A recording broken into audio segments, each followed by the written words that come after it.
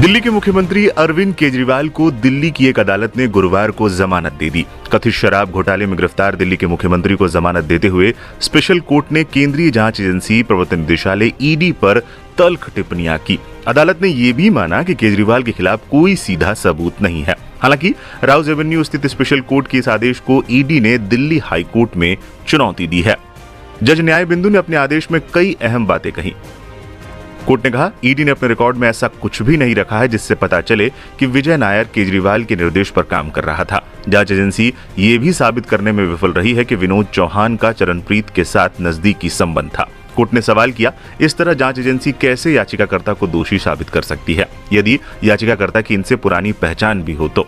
जज ने कहा, ईडी ये स्पष्ट करने में विफल रही है कि कैसे इन निष्कर्ष तक पहुंची कि विनोद चौहान से जब्त 1 करोड़ रुपए अपराध का हिस्सा है। कोर्ट ने आगे कहा, ऐसा प्रतीत होता है कि ईडी भी मानती है कि रिकॉर्ड पर मौजूद सबूत याचिकाकर्ता के खिलाफ पर्याप्त नहीं है और ये ईडी किसी तरह इसे जुटाना चाहती है और कोर्ट को सहमत कर सके कि आवेदक के खिलाफ सबूत मौजूद है। कोर्ट ने कहा, जांच एजेंसी को तेज और निष्पक्ष होना चाहिए ताकि ये कहा जा सके कि नैसर्गिक न्याय के सिद्धांतों का पालन किया जा रहा है। कोर्ट ने कहा, प्रथम दृष्टया याचिकाकर्ता के खिलाफ अपराध साबित किया जाना बाकी है। दिल्ली के मुख्यमंत्री अरविंद केजरीवाल को कथित शराब घोटाले से जुड़े मनी लॉन्ड्रिंग केस में ईडी ने 21 मार्च को गिरफ्तार किया था। केजरीवाल को सुप्रीम कोर्ट ने लोकसभा चुनाव के मद्देनजर 21 दिनों की अंतरिम जमानत दी थी। पूर्व निर्धारित शर्त के मुताबिक 2 जून को सरेंडर करके वो दोबारा जेल चले गए थे। इसके बाद केजरीवाल ने मेडिकल ग्राउंड पर अंतरिम जमानत और नियमित जमानत के लिए 2 याचिकाएं दायर की थी। अंतरिम जमानत याचिका खारिज कर दी गई थी। लगातार 2 दिन तक ईडी और केजरीवाल का पक्ष सुनने के बाद कोर्ट ने उन्हें कुछ शर्तों के साथ अब जमानत दे दी।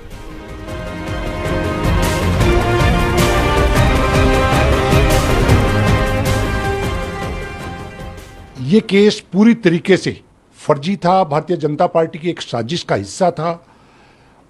ईडी के लॉयर्स ने ड्यूरिंग आर्ग्यूमेंट बार बार कोर्ट की क्वेरीज पे कोई ऐसा सेटिस्फैक्टरी रिप्लाई अभी तक नहीं दिया है। 2 साल से ज़्यादा इस केस के अंदर हमारे और बाकी नेता भी अंदर हैं, लेकिन अभी तक किसी तरह का कोई भी सबूत ईडी कोर्ट के सामने नहीं दिखा पाई है। देखिए, कोई भी जब एजेंसी केस बनाती है तो उस केस के अंदर उनको सबूत इकट्ठा करना पड़ता है और सबूत दिखाना पड़ता है। इस केस के अंदर जब ईडी आर्ग्यूमेंट, मैंने बहुत सारी आर्ग्यूमेंट्स में मैं अटेंड किया है, मैंने हियरिंग सुप्रीम कोर्ट तक भी अटेंड की हैं। कहीं ना कहीं इन लोगों को अभी तक ये नहीं मालूम कि ये स्कैम किस तरह का है। इस वजह से आज माननीय न्यायालय ने अरविंद केजरीवाल जी को बेल दी है, रेगुलर बेल दी है 1 लाख के मुचलके पे। ये हम लोगों के लिए, देश के लिए, आम आदमी पार्टी के लिए बहुत बड़ी जीत है और सत्य की जीत है।